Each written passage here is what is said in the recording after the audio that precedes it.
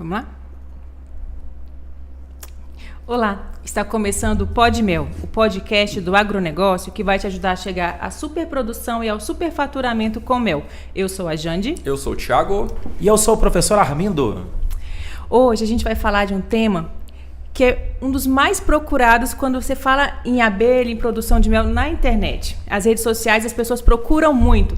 O tema de hoje vai ser resgate ou captura. Olha, qual a melhor? Pois é, gente. Nossa rede social, a gente vê a questão de visualização de vídeos, professor. Sempre quando a gente faz um vídeo mostrando um resgate, mostrando a captura, é sucesso. Não, é sucesso. É Aquele então que entrou essa semana na Cia da Abelha. Verdade. E que depois eu fiz a transferência dele ainda, você viu, Jande? Foi perfeito. Em 5 dias, ele lotou a caixa isca. Fantástico. Gera muita curiosidade, né, esse tema. E assim, antes de tudo, da gente começar já a falar, eu quero o conceito. Vamos lá. O que é resgate e o que é captura? Pois é, muita gente aí tem dúvida e confunde, né? A pessoa tem lá uma abelha num cupim. Ah, professor, eu quero fazer uma captura aqui de uma abelha no cupim. Não, amigão. Você vai fazer um resgate. Ah, professor, eu tô com uma abelha aqui que tá aqui num bueiro aqui na cidade aqui. Vou fazer a captura dessa abelha. Não, amigão, você vai fazer um resgate. O que é a diferença de resgate e captura? Resgate é quando a gente está falando de colônias de abelhas, de enxames de abelhas, que estão aninhadas em qualquer estrutura que não seja uma caixa isca. Ela já construiu o ninho dela em um local que não é uma colmeia. Então ela construiu o ninho dela com favos, com filhote, com mel, com pólen. Ela construiu no oco de pau, num telhado, construiu numa estrutura metálica. Então aquela abelha que está situada em um local rústico ou selvagem, a gente vai fazer o resgate dele. Agora, o que é a captura? É a gente aproveitar um enxame que ainda não tem moradia. Ele está procurando uma moradia. Ele fez uma multiplicação e ele está saindo ali à procura de uma moradia. Ali a gente vai fazer a captura dele. Então, captura é um enxame que ainda não tem moradia. Resgate é você resgatar um enxame que já tem uma moradia. Você vai transferir a morada dele do local onde ele está para dentro da colmeia de madeira. Bacana. E tem um ponto interessante aí, porque você já está... No caso do resgate, você está trocando a casa da abelha. Ela já tem uma casa... Ele já tem uma colmeia, entre aspas, que Sim. Ele está em algum local já na natureza ou na cidade. Exatamente. E você tira dessa casa dela e coloca na outra casa, que seria a nossa colmeia. Exatamente. E no caso da captura, ela não tem uma casa. Não tem casa. Ela está à procura. Ela está à procura de casa. E, professor, eu posso falar que um enxame, geralmente os enxames de resgate, eles são enxames adultos? Que ele já está nidificado? Ele já é um enxame adulto. Ele já é um enxame adulto. Muito raramente você encontra enxames que são pequenos, né? Interessante. Normalmente a abelha, quando ela sai à procura de uma moradia, que ela não encontra uma caixa isca ou não encontra uma colmeia e vai habitar, por exemplo, um cupim, ela vai tomar conta daquele cupim rapidamente, mesmo porque a estrutura do cupim não é uma estrutura também grandiosa, com espaço.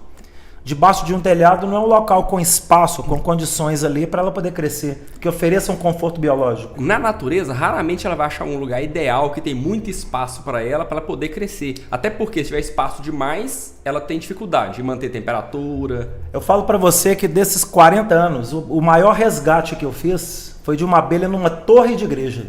Numa torre. Nossa. Ali ela tinha espaço para crescer e tinha condições dela desenvolver sem sofrer ataque externo e sem sofrer também com calorão, por exemplo, de estar debaixo de um telhado. Então, nessa torre de igreja, a gente resgatou um enxame que ele ocupou 5 ninhos de filhote. Nossa. 50 quadros de ninho de filhote. Caramba. De filhote. Impressionante. A gente tirou todo o mel, ele deu de cera, ele deu 28 quilos de cera. Depois que a gente beneficiou o favo velho, 28 quilos de cera. Nossa. Eu vou pegar enxame gigantesco. Vou pegar esse gancho de falar de resgate e eu queria saber, enumerar mesmo, quais as desvantagens de se fazer um resgate, de tirar a abelha do lugar que ela está morando provisoriamente ou que não é padronizado, digamos assim, e levar para uma caixa padrão. Ô, gente, a primeira que eu cito para você é que para a pessoa resgatar, ou seja, recolher um enxame que está debaixo de um telhado, que está em um cupim, que está em um oco de pau, ou seja, que já tem uma moradia em um ambiente rústico, a principal desvantagem é que a pessoa tem que ter experiência. E normalmente a pessoa que está começando a apicultura, seja ela uma pessoa que está dentro de um curso gratuito nosso, ou mesmo dentro da escola de apicultura, ela ainda não tem experiência prática. Isso. A gente até orienta muito os nossos alunos o quê? Façam muitos resgates. Não é que você vai ter um aproveitamento bom dos enxames, mas você vai ganhar muita experiência. Você vai ganhar muita experiência. O aproveitamento em si não vai ser muito alto. O aproveitamento ele não vai chegar talvez a 30% do total de enxames resgatados por parte de um aluno iniciante, porque ele ainda não tem experiência, então requer experiência. Agora, se o apicultor tem experiência, aí vale muito a pena a questão do resgate. Inclusive, professor, essa questão de ter experiência, o ato de se fazer o resgate em si, ele mexe muito com a abelha, né? Mexe muito com a abelha. Então é muita abelha, é muita alvoroço. Você faz uma confusão na casa da abelha, né? Você imagina, a colmeia tá com tudo bonitinho. Você imagina, gente, você vai mudar para casa nova, não é?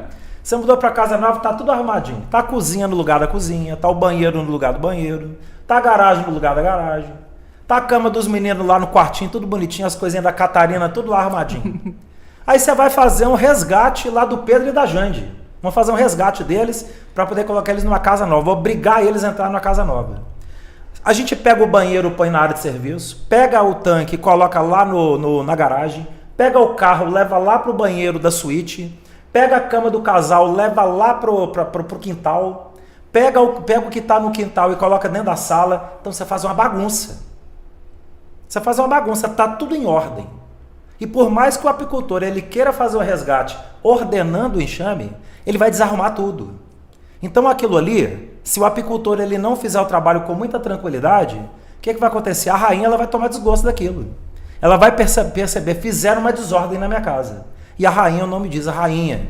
Então é um bicho temperamental. Se ela falar, não gostei do serviço desse cara, ela vai pegar as amigas dela, as filhas dela e vai, dar no pé. Ela não vai ficar na caixa, não. Que atiça a defensibilidade dela, porque tem muito filhote, tem as crias novas, as crias que já estão... Então, assim, é uma atividade que gera um estresse muito grande. Elas não sabem se elas vão, se elas ficam, se elas cuidam de defender, se elas... Não sabe. Sabe. É um estresse grande o resgate. Inclusive, quando a gente começou, né, na apicultura, eu não gostava de fazer resgate. Porque eu não tinha muita experiência e achava que era uma coisa agressiva demais. Muita abelha, eu não tinha muita noção ainda de entrar no macacão, de lidar diretamente, pôr a mão na massa. Então eu evitava resgate. Não gostava de fazer resgate, não, professor. A gente começou de verdade, termina a varanda da casa, tinha uma palmeira. Qual o nome daquela lá? Aonde? Lá no final, nos fundos da casa. E tinha uma árvore, uma palmeira, que daqui a pouco eu lembro o nome. A gueroba. Isso, a gueroba. A gueroba. E em cima da gueroba tinha uma colmeia. E a gente tem um amigo, o Etevaldo, todo mundo conhece, que é apicultor. E a gente falava, tem a abelha lá. Aí ele falou assim, vamos resgatar.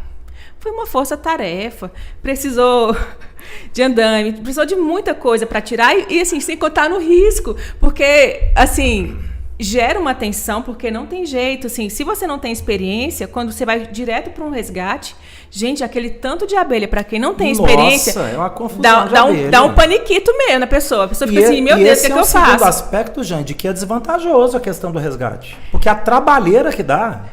Você tem que deslocar uma quantidade gigante de material para uma estrutura onde você não vai estar na superfície, você não vai estar reto na maioria das vezes. É difícil você vai estar em cima de uma árvore. Mãos, né? Exatamente, o enxame não está na altura das mãos. O resgate normalmente ele é escondido, né? Você tem que levar andaime muitas vezes. Eu lembro aquele resgate que a gente fez com o aspirador, que a gente foi com o Fábio Bombeiro. Ou seja, tem que montar o equipamento exatamente, teve que montar toda uma estrutura de andaime. Gente, quando usa motosserra. Motosserra, boa. Abelha, motosserra. Nesse a gente precisou de usar, não sei se foi motosserra ou serrinha. Gente, aí de repente uma corda passou por baixo da perna, aí ficou o Pedro pendurado na gueroba, o Etevaldo segurando a abelha, e a gente lá, que ninguém podia chegar mais perto, porque era abelha, né? Tava os dois de macacão. Assim, foi meio tenso. Então o resgate, ele precisa ter um pouco de experiência, sim, e ainda conta com essa desvantagem. Eu te falo que tem que ter muita experiência. Para você fazer um resgate com sucesso, você tem que ter muita experiência. Ainda tem esse risco. A pouca experiência também não garante, não. Porque há muita experiência, a pessoa que tem conhecimento, ela vai ter uma taxa de aproveitamento de 50% dos enxames. Ela vai, com experiência, gente. Com experiência, ela vai resgatar 100 enxames, 50 vai abandonar. Então, não vai ficar na colmeia. Então essa é outra grande desvantagem também, né? Porque você vai mover uma estrutura gigantesca de material, você tem que mover toda uma estrutura que você tem que cercear o local de segurança se você estiver fazendo resgate em cidade. Às vezes você tem que acionar até o poder público para aquilo. Você vai gastar um tempo muito grande no resgate. Não existe resgate com menos de 2 horas. Todo resgate é 2 a 4 horas de serviço. Se a pessoa fizer 10 resgates numa semana, ela trabalhou de 30 a 40 horas na semana só para resgatar. Sem a garantia de... Então, sem a garantia, com a garantia de você resgatar, de você aproveitar 30% com pouca experiência e apenas 50% com experiência. Então o resgate, ele tem desvantagens que são muito grandes. Eu não gosto de resgatar a abelha, não. Agora, se precisar ir, eu vou.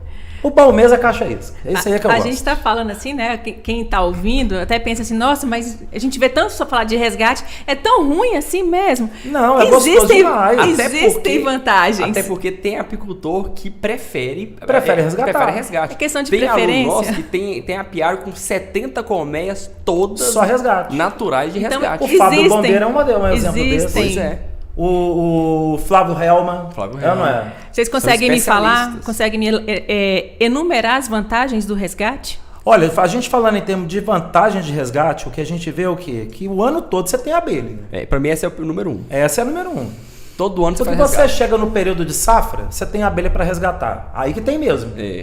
Porque a abelha está enxameando, está entrando nas caixas iscas, mas muitas estão entrando em árvore, muitas estão entrando em área urbana. Em área urbana, debaixo de telhado, estruturas industriais. Então, todo ano tem. No período da entre-safra tem, no período da pré-safra tem, os 12 meses do ano você tem abelha. Então, para o apicultor, por exemplo, que está começando, mesmo ele tendo um aproveitamento baixo, é um sistema interessante. Por exemplo, se ele estiver iniciando numa época que não é de caixa isca na região dele. Verdade. Então ele pode iniciar o apiário, ele tem a opção de iniciar o apiário sem gastar dinheiro comprando abelha, ele pode resgatar. Vai dar um trabalho a mais? Vai dar um trabalho a mais, mas vale a pena. Inclusive, lembrei do Augusto, aquele amigo nosso, amigo meu de infância, professor, que ele entrou para a escola de apicultura, acho que foi em maio, salvo engano foi em maio, mais ou menos que ele entrou. Ele até veio aqui na escola ontem. Ele começou a montar o apiário, ele não era na época de enxameação. A enxameação começou aqui agora, né, na nossa região. Exatamente. E ele começou em maio, o que ele fez? Começou a resgatar. Foi fazendo resgatou. Hoje deve estar com 7 ou 8 E as pessoas procuram, né? Quando sabe que você é apicultor, tem uma abelha, aparece abelha em todo lugar. Exatamente. Ele já montou a apiário dele, não esperou chegar a safra, já começou a montar a apiário dele, já tem um apiário montadinho e já tem mel, professor. Porque essa é outra vantagem também do resgate. Quando você resgata, tem mel no enxame. Não, assim, ele pegou fora de época e agora chegou na safra, ele já está com a abelha lá estruturada e já está produzindo. Exatamente. E detalhe, ele vende o mel que ele pega do resgate, ele vende como mel selvagem. Ele rotulou como selvagem, aquele mel feio ainda, não tem decantador, não tem nada, e tá vendendo a R$80 o quilo, e professor. Vende tudo. O mel do cupizeiro, o mel do resgate do telhado. O último resgate que ele fez foi agora recente, pegou 30 quilos de mel, e esses 30 quilos de mel vendeu tudo a R$80 o quilo. Agora, é um mel que para uma venda dessa, até falando pro pessoal aí que tá no podcast, tem que ter um cuidado muito grande com o beneficiamento desse produto. Porque o contato que você tem ali, por exemplo, no cupim você tem contato com terra. Tem que ter no telhado você tem contato com a poeira do telhado, com a fuligem do telhado. Tem que ter responsabilidade. E quando você tem contato com esse mel, com a terra, e que você tem contato com a fuligem do telhado, ou seja, com a estrutura de sujidade que normalmente acumula, o que vem junto? Uma bactéria que eles comentam muito que é presente no mel, que a gente inclusive é obrigado a colocar no rótulo, que criança com menos de 1 ano não pode comer sob risco de ter esporo dessa toxina, que é qual? A toxina botulínica. Então o risco do mel contaminado com toxina vem desse tipo de resgate. Muito apicultor que aproveita mel, que está num ambiente que não é adequado, o mel entra em contato com a terra, entra em contato ali com a sujidade, entra em contato ali com toda aquela estrutura do ambiente e que está contaminado com bactéria. E a bactéria, o esporo da toxina botulínica, ele consegue resistir ao baixo teor de água do mel. Então tem que ter um cuidado grande com isso. Né? Então, havendo esse cuidado de higiene mesmo, é possível então reaproveitar esse mel do resgate. O que mais que a gente tira dele? Cera. Você pode aproveitar a cera. Como você falou, Você pode aproveitar ali os favos com pólen, né, que é o pão de abelha. Então você tem que aproveitar a samora, sabura, saburá. Cada região do país usa um nome. E né? é gostoso, gente. Gostoso. Nossa, eu acho bom demais. Eu tive resistência para provar da primeira vez, mas depois você não fica sem. Nossa. A gente guarda os quadros, né? Aquele favo que tem a saborá misturada com mel. Você morde aquele favo assim e vem pólen, vem mel, tudo misturado. Mas é bom demais. É muito gostoso, Nossa, é muito bom, gostoso. é maravilhoso. É a outra vantagem é que você já vai pegar enxames muitas vezes adultos. Você não vai pegar enxame filhotinho, você não vai pegar enxame de 2.000 abelhas, de 3.000 abelhas. Na caixa isca você pega a maioria dos enxames de 2.000, 3.000 abelhas. No resgate é muito raro você resgatar um enxame com menos de 8, 10.000 abelhas. Muito raro. Já pega ele A pronto, maioria né? tem mais de 8, 10.000 abelhas. Então são enxames adultos, né? Bacana. E claro, e a outra grande vantagem também do resgate é que você pode fazer do resgate a possibilidade de você lucrar. É um negócio. É negócio. Quando a gente pega aí os exemplos que a gente deu, o Fábio Bombeiro e o Flávio Helman. Além dos dois terem montado o apiário deles, cada um com mais de 70 colmeias todas resgatadas, mais da metade dessas abelhas eles cobraram para resgatar. Mas aí tem assim, são pessoas especializadas, Sim. tem os equipamentos de segurança, então pode Estudaram muito. Cobram né? por isso. Assim, é um conhecimento que tem que ser cobrado. Inclusive, o Flávio Helman, ele não só cobra para pegar o enxame, para poder resgatar o enxame, geralmente em cidade, tem colégio, tem na residência, em condomínio, e o pessoal cobra, e ele chegou a um ponto que ele coloca o valor que ele quer, ele cobra R$1.000, R$1.500, o pessoal paga por isso, porque não tem quem faz o serviço, e ele também criou, empreendedor do jeito que ele já criou uma nova forma de faturar. Porque ele tem uma quantidade boa de enxames, às vezes ele te pega o enxame do amigo, uma coisa assim, um local assim tranquilo, ele pega sem cobrar, até para salvar o enxame, e ele monta apiários para apicultores. Então, ele conversa com os apicultores, a pessoa quer montar um apiário, ele vende 10 colmeias, 10 enxames já montados, a pessoa só separa para ele as colmeias, ele coloca os enxames, faz o enxame crescer, e já prepara o enxame e entrega o enxame já pronto, adulto, no ponto de produção. E monta o apiário para a pessoa. Monta o apiário. E ele combina o preço lá e monta o apiário completo para a pessoa. Gente, tá vendo? Fantástico. Que oportunidade. O produto dele é a venda do quê? É a constituição de um apiário pronto a partir de enxame resgatado. E existe enxame não resgatável? Existe. Esse é um ponto que o iniciante erra enxame feio. que você não consegue resgatar. O iniciante, ele pensa que apareceu uma oportunidade. Vou resgatar um enxame lá no poste de luz. Naquele poste de alta tensão. E ele pensa, eu tenho que buscar, eu tenho que pegar, porque eu tô começando agora, senão eu não vou conseguir montar um apiário. Ele pensa que tem que pegar todo enxame. E não olha, é, né, vou falar uma coisa para vocês. Eu lembro que eu e Janaína, a gente foi contratado uma vez para poder retirar uma abelha aqui do Tribunal de Justiça aqui de Goiânia. Ali no setor oeste ali. Então essa abelha, ela estava situada, ela estava em cima do tribunal do júri. Inclusive essa abelha já estava lá há 3 anos e o enxame estava gigante, imenso, enorme, e já estava cuspindo a abelha, que estava saindo a abelha pela espiral da lâmpada no teto. Então estava tendo um julgamento, o tribunal do júri lotado. Nossa. E começou, entrou à noite, deu 7 horas da noite, porque às vezes o julgamento entra à noite. É ou não é? E começou a entrar abelha. Começou a entrar abelha para dentro do tribunal do júri. Com luz, né? As luzes ligadas. Com as luzes ligadas e muita luz, que a luz ali é forte do tribunal do júri. E a abelha foi parar onde, cara? Foi parar no colo do juiz. Eita! Opa! E o juiz tomou a ferroada. Ele só deu um pulinho. Ele deu um pulinho, bateu, sessão tá cancelada. Tá cancelada não quer? Tá suspensa. Sessão tá suspensa. E suspendeu a sessão. Suspendeu a sessão. Ele chamou a chefia de segurança.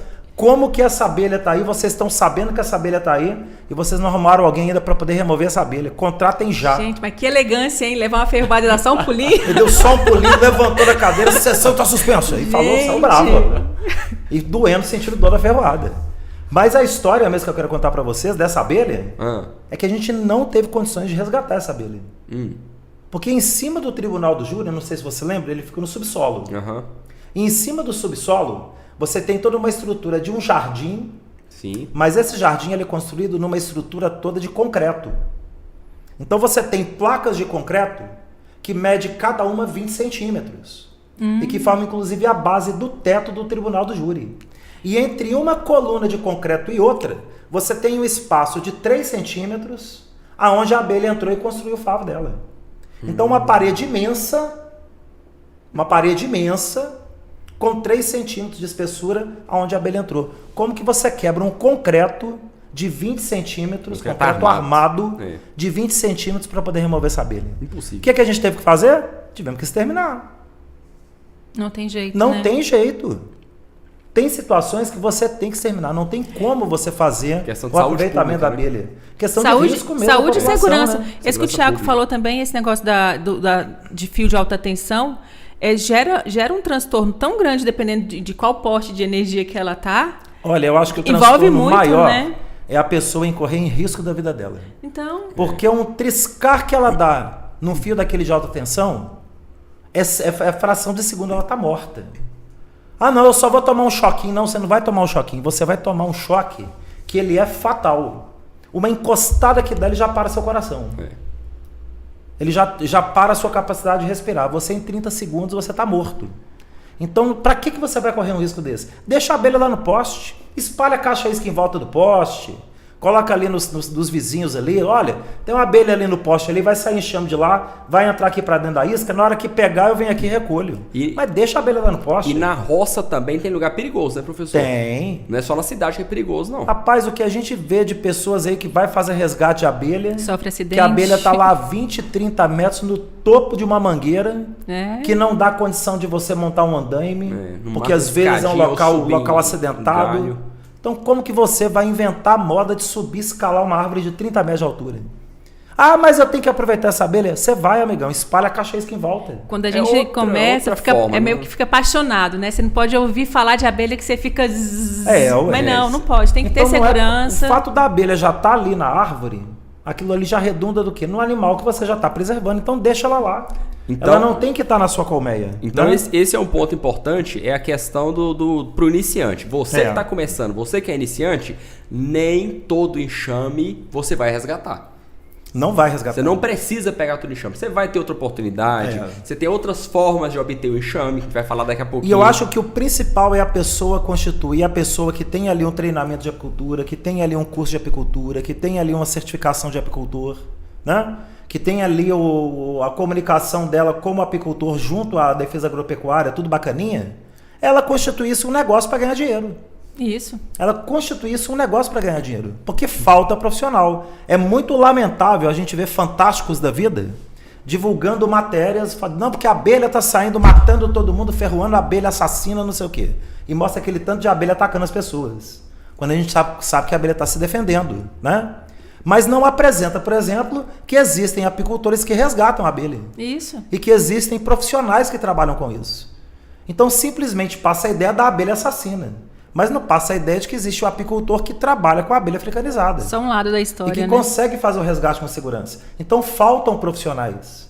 Se a gente tivesse em cada cidade com mais de 100 mil habitantes, um apicultor aí profissional que divulgasse o trabalho dele de resgate à abelha, ele ia ganhar dinheiro com isso. E não estou falando de ganhar R$1.000, R$1.500 por mês não, Thiago. Eu estou falando de ganhar 8, 10, 12, 15 mil por mês só resgatando a abelha. É verdade. Basta o apicultor ter conhecimento do resgate. E aonde que ele consegue isso? Através de um treinamento bom, um bom curso de apicultura, um bom instrutor que possa passar todo o passo a passo para ele poder fazer a coisa com técnica e com segurança. É isso aí. Não é verdade? Inclusive, já vai ter um curso gratuito, né, professor? Semana que vem. Semana que vem. A turma que está acompanhando aí. A gente vai ensinar isso também, né, professor? A turma que está aí no Pó de Mel aí, nós vamos ter semana que vem o nosso próximo treinamento gratuito, né, gente? Isso. Que vai ser o desafio Meu Primeiro Apiário. Não é só um treinamento, é um desafio. É um desafio. E eu tô desafiando mesmo. Olha essa cara feia do professor aqui. Tá desafiando mesmo. Eu quero saber quem é que vai. Eu acho que para desafiar tem que ser mais elegante, mais bonito. Não, desafio com cara feia não vale. Eu vou desafiar. Quero ver se você vai pegar a abelha. Você vai pegar. Eu tenho certeza que você vai pegar porque eu vou te ensinar.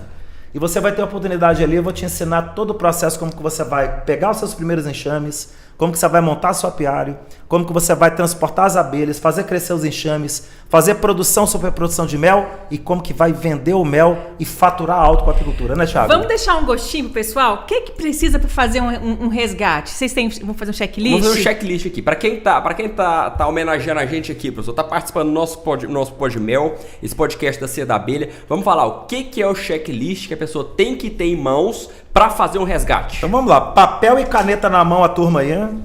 Porque vocês têm que saber o que vocês têm que trabalhar na hora do resgate à abelha. Ou seja, resgatar a abelha é o que é mesmo, Thiagão? É você tirar a abelha do ambiente que ela está, seja num toco de pau, num cupim, num bueiro, e você colocar numa colmeia. Isso, ela construiu a moradia dela lá naquela estrutura rústica. Então ela tem favos lá.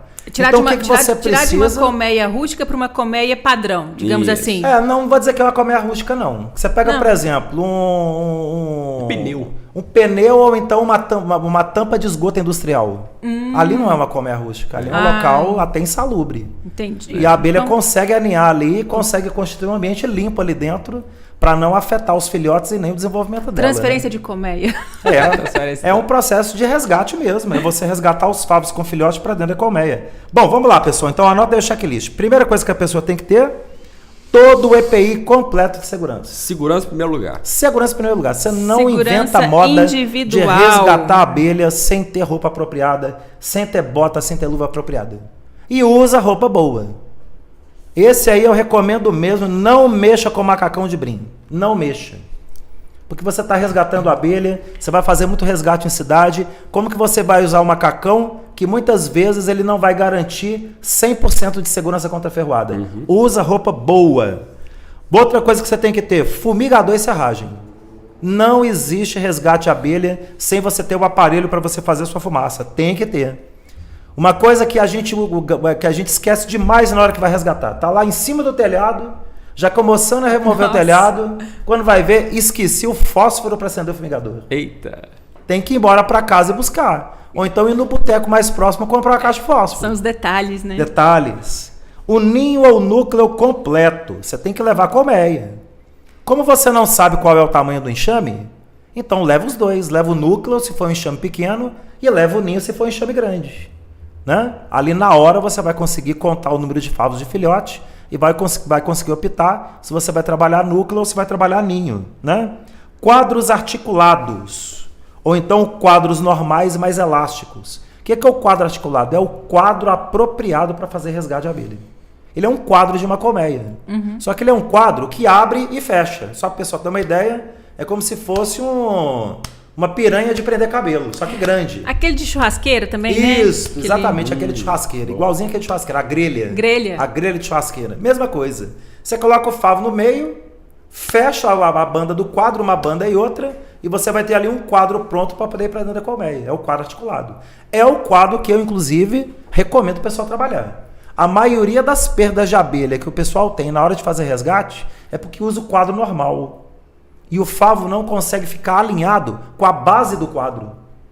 O favo sempre fica torto em relação à base. Verdade. Então você tem aqui o quadro aqui, você nunca consegue colocar o favo rente ao quadro, rente ao quadro, rente à base do quadro. O favo sempre fica o quê? Sempre fica pro lado de fora do quadro.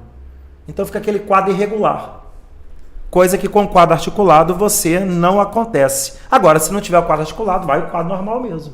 Se não tem tu, vai tu mesmo. 2 baldes brancos. E não estou falando balde de tinta, não estou falando balde de margarina, não estou falando lata velha. Não está falando do balde que coloca roupa para... Ou então aquele balde que usa para poder levar a lavagem pro porco no chiqueiro. Não é. Não. Você tem que levar um balde limpo. Para que esse balde? Para que esse balde? O balde é para quê? Porque você vai recolher todo o mel para você. O mel você não vai transferir para a colmeia. O mel você vai recolher 100% dele para você. Então você vai colocar cera com favo vazio, ponta de favo que você não vai usar. Ah não, professor, ponta de favo eu enfio fogo. Não, meu amigo. Ponta de favo você vai derreter para apurar cera. É dinheiro. É dinheiro. Você enfiar fogo em favo, você tá ateando fogo em dinheiro. A tela excluidora de alvado. A tela excluidora de alvado é fundamental. Você não vai usar na hora do resgate. Você vai usar depois que você tiver transportado a abelha para o apiário. Você vai tirar a tela de escape invertido e vai colocar a tela excluidora no alvado para a rainha não fugir. Todas as abelhas passam e trabalham atravessando essa tela para lá e para cá. Mas tem uma abelha que não passa dela, que é a rainha. Então, como a gente sabe que até 60 dias depois do resgate, 60 dias, hein? Depois do resgate, a rainha ainda pode abandonar a colmeia. Se ela estiver zangada. Então você mantém, às vezes o enxame já está até nidificado, gente, é incrível. Ela já construiu favo, já está construindo cera nova, tudo bonitinho. A rainha dá uma doida nela, vai embora. Não tem quem segura. Então a tela excluidora é uma ferramenta indispensável para você forçar segurar a rainha dentro da colmeia. Até 60 dias é importante manter na colmeia, né? A tela de escape invertido e a tela de transporte. Porque você vai resgatar uma abelha, você tem que transportar de lá. Ah, professor, eu posso usar só a tela de escape invertido? Só se você quiser matar a abelha sufocada lá dentro. Exatamente. Você já fez uma desordem na casa dela. Já colocou o banheiro lá na área de tanque, colocou a área de tanque lá no lugar da sua cama. Fez uma bagunça. E ainda vai manter a abelha sufocada dentro da caixa? Você está pedindo para a rainha ir embora. Então usa a tela de transporte, usa a tela de escape invertido para ter uma boa ventilação dentro da colmeia, não ter problema. Uma vassourinha, Thiago, para poder varrer a abelha. Eu até coloco aqui uma vassourinha e uma pazinha tipo pazinha de lixo. Por quê? Porque vai juntar aqueles bolos de abelha, então você posiciona a pazinha e varre a abelha para cima da pazinha.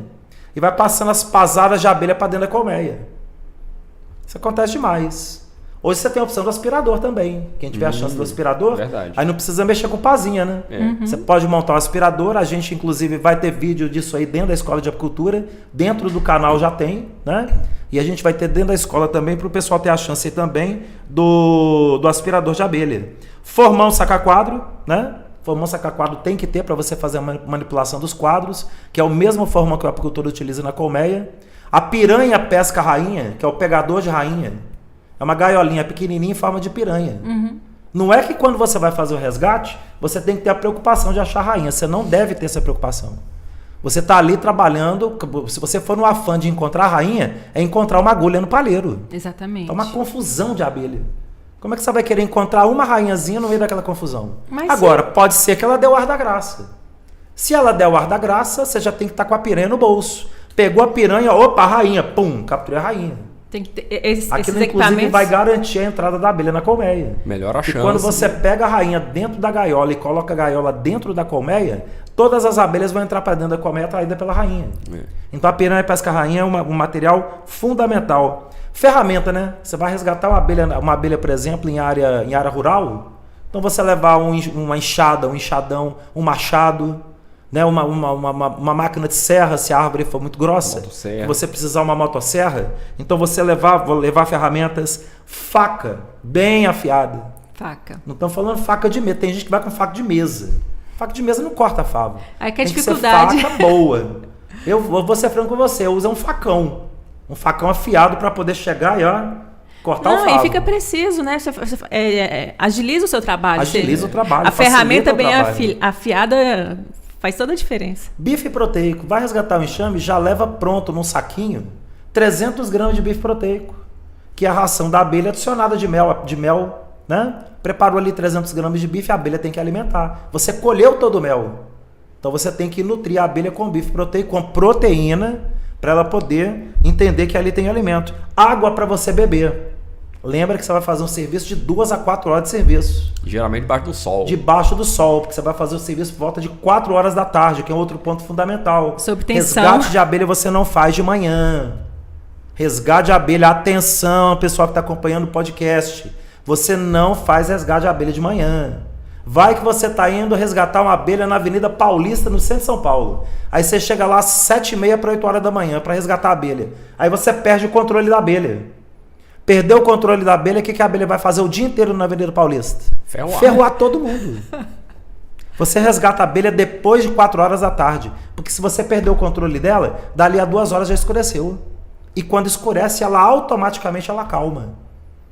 Então, um dos quesitos de segurança mais importantes é o apicultor entender que resgate é final de tarde, né? Então, água então para beber, a gente falou, porque você morre de sede mesmo. Verdade. Transpira muito. Transpira demais, é muito suor. Porque... Água para lavar as mãos, porque você está recolhendo o favo ali. Então, a luva suja de mel, né? Às vezes ferramenta. Às vezes tem algum favo que você vai ali colocar no quadro articulado para passar o elástico. Você tira a luva, a mão fica toda breada de mel, você tem que lavar. Então tem que ir com uma garrafa d'água também para lavar, né? Se a abelha estiver muito alta, tá ali a 30 metros numa mangueira, uma mangueira de 100 anos de idade, tem que levar um andaime. Se a área é plana, para dar condição de você colocar um andaime, instala um andaime, então leva um andaime. Às vezes não dá condição de colocar um andaime, ela está ali numa altura de 5 a 8 metros, dá para você colocar uma escada. Aquelas escadas articuladas igual de bombeiro. Então você leva uma escada também. Então tem que pôr no papel. Gente, esse checklist ele tá perfeito para o resgate, hein? Assim, se você pretende fazer algum resgate, faz essa anotação, confere tudo, porque tem que ter um checklist para ter sucesso. E quem quer ver na prática, semana que vem, nosso curso gratuito. Treinamento, desafio, meu primeiro apiário. Você vai aprender a fazer isso aí na prática. Vai ser uma das técnicas aí que a gente vai ensinar para vocês adquirir o seu primeiro enxame e já começar o seu primeiro apiário, né, Thiagão? É isso aí. Gente, de resgate, eu acho que a gente conseguiu assim passar muita informação para quem está nos ouvindo. E a segunda parte, que é a captura. O que a gente precisa para... Quais são as desvantagens de uma captura? Vamos começar pelo lado ruim. O que é desvantajoso, professor, na captura? Bom, a desvantagem, eu acho, principal da captura é que você pega muito enxame pequeno. Você não captura enxames de 8, 10 mil abelhas. A maioria são enxames de 2, 3 mil abelhas. A captura ela é feita durante a enxameação? Durante o período de enxameação. Então você não tem a captura o ano todo. Então já é a segunda desvantagem. A enxameação já é a divisão de um enxame. Já é a divisão de um enxame. Você tem um enxame adulto de 80 a 100 mil abelhas e ele vai reproduzir e dividir em pequenos enxames, 2, 3, 5, às vezes 8, 10, 15 pequenos enxames de 2, 3 mil abelhas. Inclusive, é por isso que a gente usa a caixa isca, né? Exatamente. Porque você não usa o ninho direto. É. Como a maioria dos enxames são enxames pequenos, então você usa uma caixa isca que é compatível com o tamanho do enxame que está enxameando. Professor, que está reproduzindo. O que é caixa isca? A caixa isca é a caixa de papelão. A turma, inclusive, vai ver na semana que vem no curso, né, Thiago? A gente vai ensinar para a turma na aula de segunda-feira, né? Vai me ensinar. Primeira aula de segunda-feira já vai ensinar a caixa isca, Jande. Onde a gente vai passar para o pessoal como que monta a caixa isca. É uma caixa de papelão, onde você coloca 5 quadros da colmeia dentro dessa caixa de papelão, coloca um atrativo, que é um feromônio, para poder atrair a abelha, e você espalha no ambiente para poder capturar o enxame. Aquele enxame de abelha que está à procura de moradia, ele vai procurar um local que seja seco, escuro e com espaço interno para crescer. Pode ser um oco de pau, pode ser um telhado, pode ser uma estrutura metálica, pode ser um pó de eletricidade e pode ser uma caixa isca. A caixa isca, eu vejo assim, porque quem não conhece, a colmeia padrão da Longstrot, né, ela cabe em 9 a 10 quadros. 10 quadros. 10 quadros. A melgueira que são 9, né? Todos são 10 quadros. Todos são 10, até a melgueira. Aí eu coloco só 9. Só que o colocar 9 é para você dar a condição da abelha puxar um favo mais gordo. Então, a colmeia em si são 10 quadros. Então, quando a gente pega o ninho, já pega só metade. E tem enxame que ainda demora para construir todos esses 5 quadros, né? É verdade. Então, na captura, ainda tem essa demora que você tem que esperar o enxame se desenvolver. É verdade. É uma outra caminhada. Não chega a ser uma desvantagem, mas se você estiver dentro da safra de mel e capturar o enxame no início da safra do mel, rapidamente ele cresce. O enxame mesmo que nós capturamos lá na Cia da Abelha essa semana, há 6 dias atrás, ontem eu fiz a transferência dele já para o ninho. Inclusive, nós falamos no último pó de mel que pro pessoal assistir as imagens que a gente tinha gravado, tinha passado ao vivo. Exatamente. Daquele primeiro enxame que entrou. Isso. Aí logo em seguida entrou o segundo enxame. Entrou o segundo, que é o que a gente transmitiu ao vivo. Foi. Né? E o professor fez a transferência desse enxame também ao vivo, né? Ao vivo também foi ontem. Então o pessoal pode entrar no canal da Cia da Abelha aí, que vai ver essas 2 capturas por caixa isca e essa transferência já da caixa isca para colmeia definitiva. Existe muita dúvida, eu vejo o pessoal perguntar muito. Qual o momento certo, né, para transferir? O momento é aquele que está descrito no calendário apícola.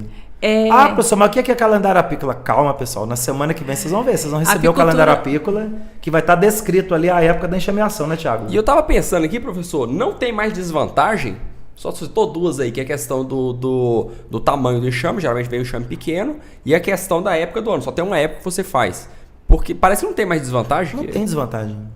E tem vantagem? É barato, né? É barato, né? Só tem vantagem. É vantagem. Ele é barato. Vamos falar de vantagem, então. Qual que é a vantagem de você trabalhar com a caixa isca? Que a pessoa sem experiência nenhuma ela pode fazer.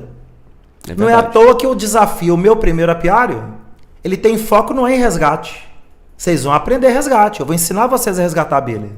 Mas o desafio, o meu primeiro apiário, ele é baseado no quê? Que cada um de vocês que estão nos assistindo, que nunca mexeu com a abelha, você pode colocar uma caixa isca a partir de segunda-feira, que quando chegar até o final do curso, no dia 28, a probabilidade de você estar com enxame na mão é de 50% a 70%. Verdade. Que é a época de reprodução das abelhas. E esse ano, professor, tá pegando abelha demais. Demais. Hoje, no Café com Mel, eu conversei com o Gilberto, de Caldas Novas, professor. Gilberto. Ele veio aqui na Cia da Abelha, ele comprou 10 caixas iscas. Pegou tudo. Colocou 10 caixas iscas espalhadas na propriedade dele e pegou as 10, As professor. 10. 100% de aproveitamento. Tá pegando tudo. Esse ano tá Tem fantástico. algumas regiões que a gente já identificou que a enxameação está um pouco mais lenta.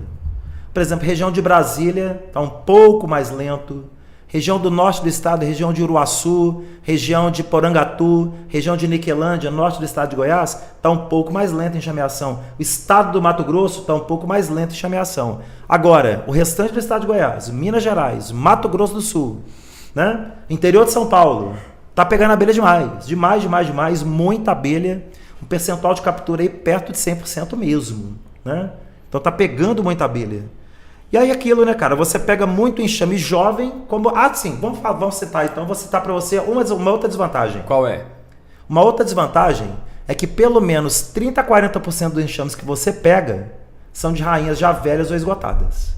Mas não é tanto, é 30% só. É, mas é muito, né, cara? Porque é muito, não é pouco não. 30% é muito. No resgate também você vai pegar. No resgate também. Só que no resgate você já consegue identificar de cara se a rainha é velha ou não. Você já tem. E na caixa isca você tem que ovos. esperar ela crescer, desenvolver, para ver se a rainha vai desenvolver adiante ou não. Né? Faz sentido. Por um outro lado, tem a vantagem também que você pega 60% a 70% das caixas iscas, que são rainhas novas ou rainhas jovens. Né? É, bacana. Princesas, inclusive, até. Às vezes a rainha que nem fecundou. Uma outra E vantagem. ela enxameia antes de fecundar. Bacana. Outra vantagem também que eu vejo é a questão de você não precisar de equipamentos extras. Não precisa. Não tem que ter escada, não tem que ter andaime, não tem que ter aspirador, não tem que ter nenhum investimento extra que você vai fazer. Tendo o básico, você consegue pegar seu enxame. O investimento seu vai ser uma caixa de papelão, 5 quadros de madeira, uma lâmina de cera ovelada, uma lâmina. Você vai gastar ali 2 tampinhas, que vai dar ali 10 ml. Professor, peraí, o professor já tá pulando, que tá indo pro checklist então. Vamos lá. Já quer fazer o checklist então? Vamos Bora. ver o que é o checklist para montar sua caixa isca. Vamos lá. O que é então? Você falou a caixa. A caixa isca de papelão. Certo. Que pode ser a caixa isca padrão de papelão, ou pode ser uma caixa de leite ou caixa de sabão. E o pessoal pergunta muito, qual que é o material? Então pode Papelão. ser madeira, pode ser... Pode ser madeira, você tem uma caixa de madeira, pode ser caixa de madeira. Que é aquele núcleo, você né? só não vai inventar moda de colocar balde como caixa isca, de colocar lata como caixa isca. Isso é invenção de moda. Cabaça como caixa isca. É melhor começar padrão, né? Começa certo que não precisa Tem corrigir. instrutor aí que orienta a capturar a abelha assim. Tem sentido? Não tem sentido. Porque ela vai construir favo dentro de um balde como se estivesse construindo favo dentro de um cupim. Aí você vai ter que resgatar a abelha do balde para poder passar para a colmeia. Não faz sentido. Não faz sentido. Vai perder o enxame. Você vai perder o enxame. É. Aí aquele enxame que é garantia de você ter ele na caixa isca, quando ele entrou dentro de um balde, quando ele entrou dentro de uma lata, dentro de uma cabaça, você perdeu ali a probabilidade de 100% de estar com aquele enxame. Então você tem ali a caixa isca de papelão, ou a caixa de leite, ou caixa de sabão em pó. Dá o tamanho certinho. 5 quadros aramados. E não são os 3 arames, é só o primeiro fio de arame. Só o primeiro fio de arame. Uma lâmina de cera ovelada, apenas uma. Uma lâmina de cera ovelada e um frasco de feromônio. Só que o frasco do atrativo do feromônio, ele atende, não é uma caixa isca, ele atende 30. Na verdade é uma tampinha de feromônio. Você vai virar uma tampinha ali o suficiente para Não precisa poder banhar trabalhar. a caixa, não. Fita adesiva para você fechar a caixa e o plástico filme para você proteger a caixa da umidade da madrugada. Pronto. Ou seja, é muito barato. Não dá nem R$50. Não dá R$50. A turma viu eu fazendo propaganda aí com a nota de 50 conto. Na verdade, com 50 conto, você monta 2 iscas. Olha só. Com 50 conto, você monta 2 iscas. E não precisa inventar muito na hora de Agora, eu colocar mostrei ela, a nota né? de 50 para o pessoal ter noção, né? Ter noção ali dos 50. Tanto que é barato começar Você começar um apiário com R$50, não. Você vai começar um apiário com R$50 com 2 caixas iscas. Inclusive, esse aqui É barato demais. Essa é outra vantagem de você fazer a captura, né? É barato. Barato. O custo é baixíssimo de fazer uma Muito captura. barato. E o professor E já até detalhe, fala. além de você ter 60% a 70% das rainhas jovens, você tem até 30% das rainhas que já são selecionadas pela natureza. Então não é apenas rainha jovem, a rainha jovem melhorada pela natureza. Melhorada pelo sistema do quê? Pelo sistema de seleção natural imposto pela mãe natureza, que ela impõe a todos os seres vivos. Nos seres vivos sobrevive quem? Quem é melhor adaptado ao ambiente. Quem não é adaptado, a natureza ela descarta. Aquele animal ele morre. Então a rainha que você já está capturando na isca, até 30% já são rainhas adaptadas ao meio ambiente. Então já são melhoradas por natureza.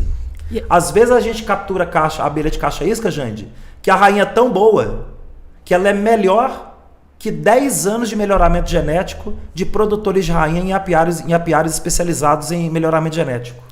A mãe natureza, ela supera 10 anos de trabalho. E cabe ao apicultor estar observando essa captura, no caso, para já perceber o que encheu os 5 quadros. Tem captura que vai demorar muito tempo para encher os 5 quadros, mas tem captura que de imediato já enche os 5 quadros, você tem que correr para transferir ela. Essa que eu capturei essa semana. Pois é. Eu capturei há 6 dias atrás. Não tem fórmula. Ontem completou 5 dias. Os 5 quadros da caixa já estava ruindo a caixa. A caixa estava toda ruída.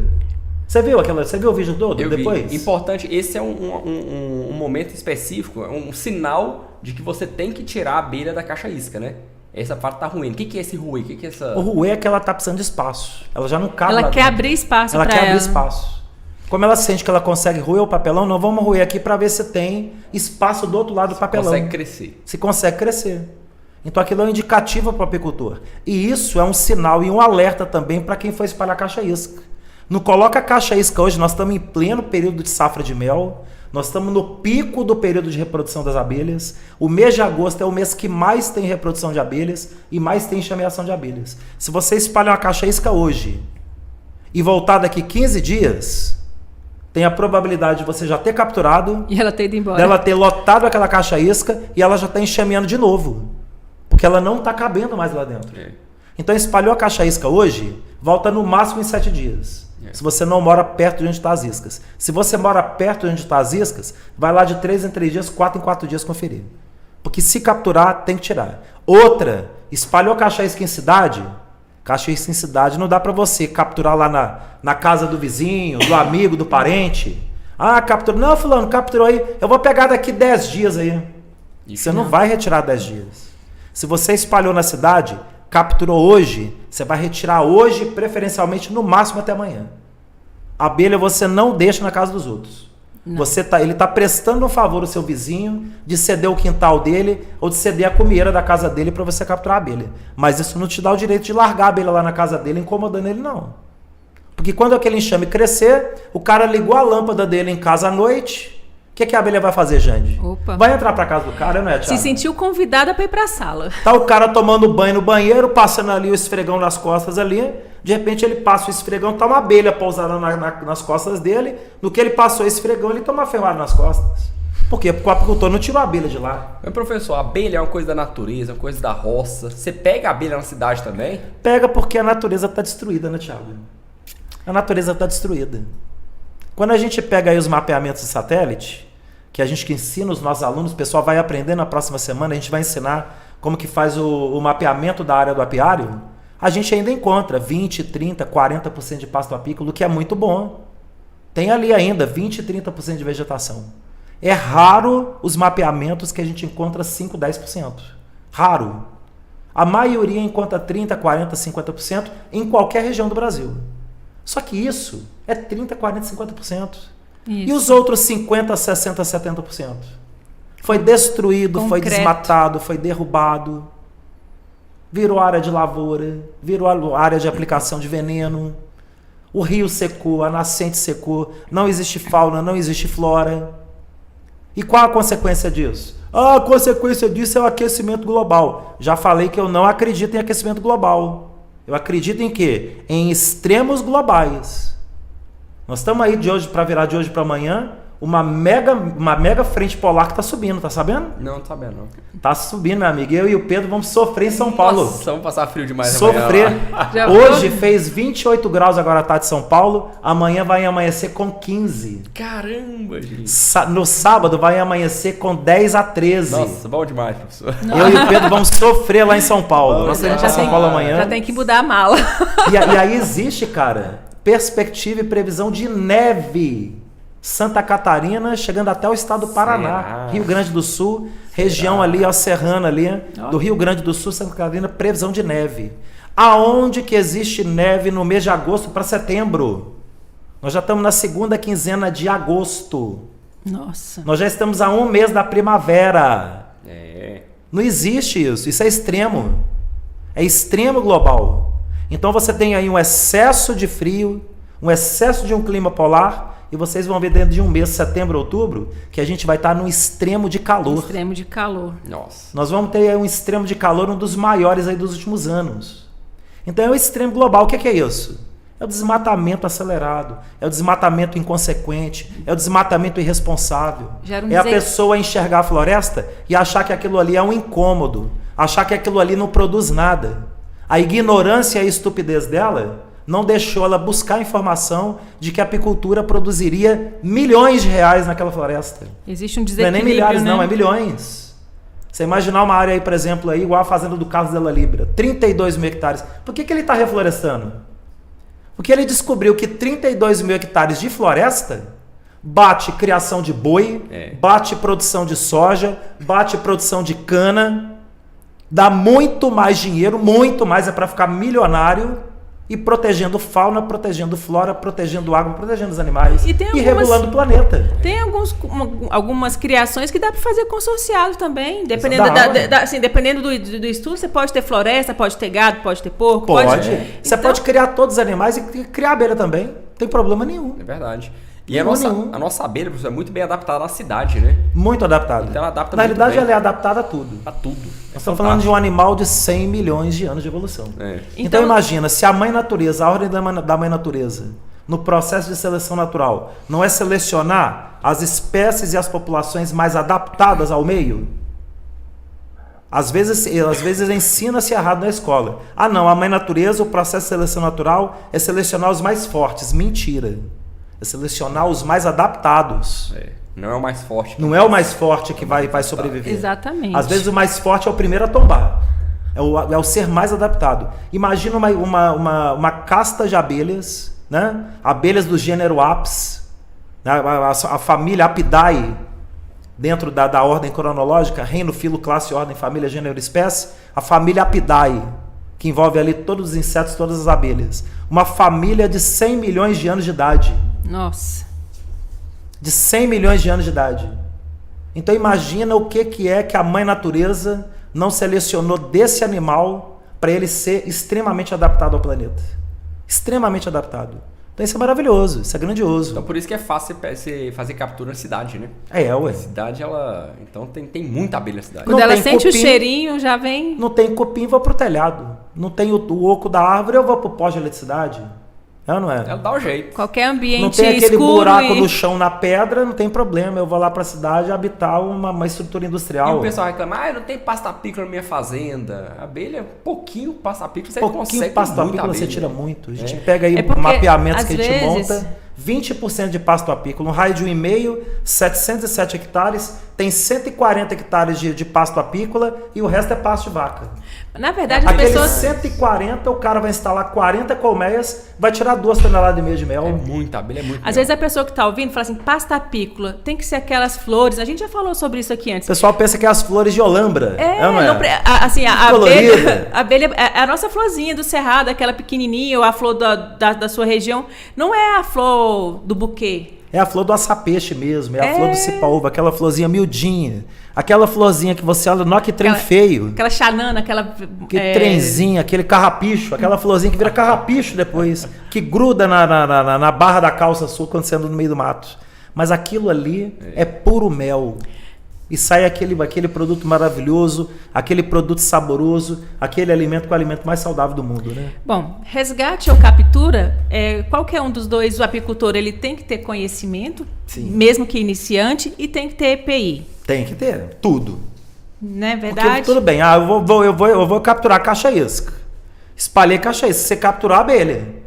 Capturou a abelha, amigão? Então agora está na hora de comprar EPI, está na hora de comprar fumigador, está na hora de comprar luva, está na hora de comprar bota, está na hora de comprar colmeia, o suporte da colmeia, porque você não vai deixar a abelha na caixa-isca de papelão. Você vai passar para a colmeia definitiva. Então você tem todo um aporte de investimento que você tem que fazer. A abelha vem. Custo da abelha, R$0. O custo da abelha é R$0. Ah, mas eu queria comprar. Você compra. Tem apicultor que vende a abelha. É R$250 o enxame. E se então, você quando não tem... você captura o enxame de caixa isca, é R$250 que está vindo voando para você. Se você não tem condição de capturar, Compra. Compra. Porque tem um apicultor que tem esse serviço para oferecer. Tem Você quer apicultor montar seu apiário de vende. uma vez, você tem capital, tem recurso, eu quero montar meu apiário em 2 semanas. O cara compra compra. tudo, você Às vezes consegue compra apiário montar. pronto. Exatamente. Ele encontra o apiário de 100 como é que o cara tá vendendo, eu compro esse apiário inteiro. E compra. Mas se a gente quer aprender, quando que vai ter essa oportunidade, gente? Opa, a partir de segunda-feira, nosso desafio, meu primeiro apiário, Ana Thiagão. É isso aí, vai aprender Mandar brasa, a turma que não tudo inscreveu. Mas, vai estar o professor- link aí no descritivo, a gente quer a turma inscrita aí. E segunda-feira, a aula não é convite, não. A aula é convocação. Mas é aquele desafio assim que ninguém consegue fazer ou um desafio É desafio que eu falo o seguinte: todo mundo que topar o desafio, 50% a chance. 70% dos que toparem o desafio vão capturar a abelha. Verdade. Não vai dar 100% não. Não existe 100%. Até porque tem regiões do país que não estão Em prontas. época A captura é uma certeza. Está tendo enxameação agora. Em 70% do território brasileiro está tendo enxameação agora. A reprodução da abelha é uma certeza. A captura é uma probabilidade. O apicultor tem que ter essa ciência. Tá tendo enxameação de abelha, eu vou capturar. Não. Você tem a probabilidade de capturar. Qual que é a probabilidade? 70% de probabilidade. Ó, Então você tem da turma que vai estar no treinamento, 50% a 70% vão capturar. já é um desafio melhor, hein? E o bom do desafio é o quê? Que se a pessoa topar o desafio, né, Thiago? Todo mundo que topar o desafio vai ganhar o quê? Vai ganhar prêmio, vai ganhar um e-book sobre a montagem A de montagem do apiário. apiário. O e-book foi um e-book refeito. ele Vocês tá vão com falar nova mesmo assim? roupagem, Tá muito top. É. E vamos falar, professor, qual que vai ser o Vamos prêmio? abrir? Bora. Vamos Bora. falar qual vai ser o Gente, prêmio. ó, lá. quem tá escutando agora. Olha bem, esse é inédito, hein? Só pra quem tá aqui. Não no- foi no- falado na no live de podcast. quarta ontem, E não não foi foi falado nos combinado, vídeos hein? anteriores. É. A turma agora vocês estão sabendo, quem tá aqui tá sabendo em primeira mão, né, Thiago? É verdade. Qual que vai ser o primeiro prêmio? Ó, quem topar o desafio Tem e regra, né? cumprir o desafio, vai ter, a gente vai explicar a segunda-feira regra. vai Segunda-feira explicar. a gente vai Segunda-feira tem as explicar a regra. regrinhas, Mas gente. quem cumprir o desafio, capturou o enxame, mostrou pra gente que capturou, vai concorrer a um grande prêmio ao final do nosso treinamento, que é um apiário completo. Um apiário completo. Você vai ganhar o seu apiário. A abelha é por sua conta, você vai capturar a abelha. Qual o material que vai ganhar? 3 colmeias, 3 colmeias colmeias, completas com uma lançote. melgueira, 3 suportes, vai ganhar o macacão, vai ganhar o fumigador, vai ganhar o saca-quadro. Ou seja, Tudo todo o completo. material completo, a bota, o material luva. de segurança, todo você vai ter. O apiário- e você Nossa, vai ter o apiário que vontade 3 de ser colmeias com 3 iniciante. suportes. O apiário é por nossa conta, professor. O apiário, a captura é você que vai fazer. O apiário deixa com a gente que a gente vai sortear pra vocês, né, Olha. Thiagão? Nem frete você não vai pagar. Frete incluso, hein? Frete incluso vai me entregar em qualquer ponto do Brasil. Gente, então, Então é um desafio. Divulga lá esse desafio, É. porque vai ser show, Vai hein? valer a pena, Vai vai ser ser legal. top. Nossa. Gente, inclusive, nós já estamos dando 6h10, nós já estamos caminhando para encerrar nosso podcast. Eu queria pedir 2 minutinhos aqui para poder deixar um recado para a turma. Nosso podcast da semana passada foi muito polêmico. Foi. Muito polêmico. Oh. O tema foi maravilhoso, que a gente falou ali da questão da abelha, a gente falou muito da adaptação da abelha, da evolução da abelha, a abelha como um animal de 100 milhões de anos de evolução, da abelha como um animal de 100 milhões de anos de evolução, que conviveu grande parte do tempo com o ser humano ainda no tempo das cavernas, no Sim. tempo que ele era bicho ainda. E aí parte da turma, acho que entenderam de que a gente seria ateu, Thiago. Que isso, hein? Que a gente seria ateu pelo fato da gente Falar da história? divulgar da evolução humana enquanto ser humano ainda no tempo das cavernas, né? Então eu tive muitos embates, tanto no canal, quanto no Facebook, quanto no Instagram. Pessoas não vieram afrontando nem nada, vieram até de forma muito coerente, com um discurso bem sereno, mas falando da questão, são pessoas que acreditam realmente na questão do surgimento da vida no planeta a partir do livro do Gênesis. A partir do livro do É Gênesis. o criacionismo, né? Do criacionismo. E o que ocorre disso tudo? O que ocorre disso tudo, e com cada um deles que eu debati o tema, e deixando para vocês aqui hoje, que nenhum de nós aqui, nem eu, nem Jande, nem o Thiago, nem o Pedro Feldo, nem nossas famílias, em nenhum momento a gente duvida da existência de Deus. A gente crê em Deus Pai Todo-Poderoso, a gente crê em nosso Senhor Jesus Cristo, a gente crê na Virgem Santíssima, nós temos as nossas fés, né, Jandileide? Nós temos as nossas religiões, nós temos a crença em um princípio criador. Todos nós temos. E ao mesmo tempo que a gente crê na figura de Deus, a gente também entende que toda fé que renega a ciência, ela é tão inútil quanto a ciência que nega a fé. A fé que nega a ciência é tão inútil quanto a ciência que nega a fé. E o que é que eu quero dizer com isso? Que em nenhum momento o livro do Gênesis, ele contrapõe o criacionismo. Estou falando a evolução. A evolução. Evolucionismo. A evolução darwiniana. Em nenhum momento contrapõe. Em nenhum momento contrapõe. Porque a própria Bíblia, ela diz que o mundo foi criado em 7 dias, mas a própria Bíblia diz que o dia de Deus não é o dia do homem. O dia de Deus pode durar bilhões de anos. Um dia de Deus. Deus criou o mundo em 7 dias. Mas o dia de Deus dura quantos bilhões de anos humanos? Então Deus criou assim, criou o mundo em 7 dias de Deus. 7 dias de Deus. 7 dias de Deus. E quando você lê toda a história do Gênesis, você encontra isso. Eu falo direto aqui dos nossos podcasts. Que Deus Pai Todo-Poderoso é o maior biólogo, é o maior químico, é o maior matemático, é o maior geógrafo. Ele é o maior geneticista. Ele é o maior, porque eles, com simples pensar, uma fração de segundo do pensar de Deus, ele cria o universo inteiro. Então, quem somos nós para poder entender o que passa na cabeça de Deus? Deus é muito maior do que cada um de nós. E toda a criação que existe no universo, seja na Terra ou seja no universo, ela é passível de apreciação por parte do homem. Mas isso não pode proibir o homem de estudar a criação de Deus. Sim. E quando ele estuda a criação de Deus, e ele tem a ciência confirmando a fé, e a fé confirmando a ciência, então ele consegue constituir a partir daí todo o entendimento para a fé e ciência caminhar junto. Fé e ciência estão à procura daquilo que é o quê? O mistério da vida. Ninguém que está vivo no planeta Terra, ninguém que está vivo no planeta Terra teve a chance, ou que passou pela Terra, teve a oportunidade de morrer e voltar. Para dizer, lá é assim. Só teve um que fez isso, que foi nosso Senhor Jesus Cristo. Sim. O único. Sim. O único. Nenhum outro ser humano fez isso. Então ninguém sabe o que tem do outro lado.